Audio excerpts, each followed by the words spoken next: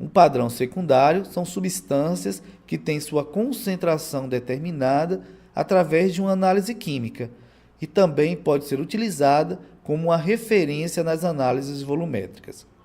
Nós temos como exemplo o hidróxido de sódio, muito utilizado na volumetria de neutralização. Outros dois exemplos de padrão secundário são o nitrato de prata e o EDTA. O EDTA é a sigla do ácido etileno diamino tetracético. Após termos discutido os padrões secundários, vamos agora partir para uma outra etapa da volumetria, que é o erro da titulação. Ponto estequiométrico, ou ponto de equivalência, ou final teórico de uma titulação, é aquele calculado com base na estequiometria da reação envolvida na titulação. O volume exato em que a substância a ser determinada vai ser titulada.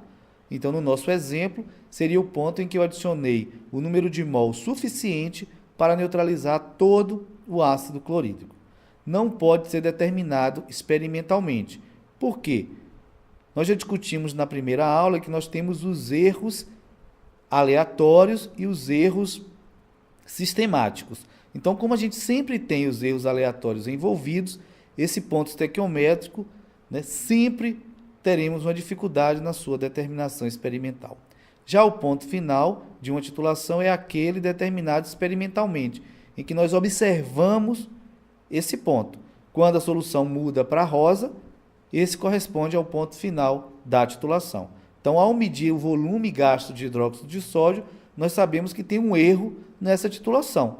Nós tivemos que adicionar um volume a mais de hidróxido de sódio para atingir o ponto final dessa titulação. Assim, existe uma equação em que nós podemos calcular esse erro, que corresponde à diferença entre os volumes do ponto de equivalência, representado por V subscrito EC, e do ponto final, representado por V subscrito FI, que nós chamamos de erro da titulação e é dado justamente pela diferença entre os volumes do ponto de equivalência e o volume do ponto final.